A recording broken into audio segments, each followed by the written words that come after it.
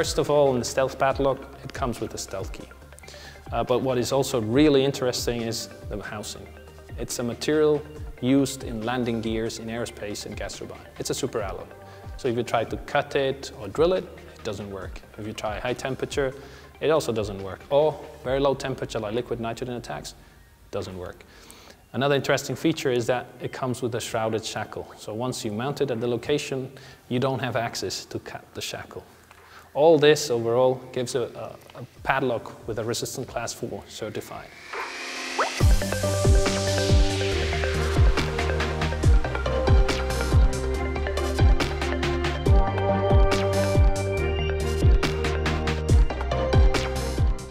Today, you have a lot of certification against attacks, different levels of attacks, different certificates. But there's no certification concerning key copy protection.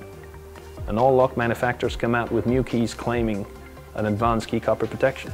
But there's no review, no score for the end user.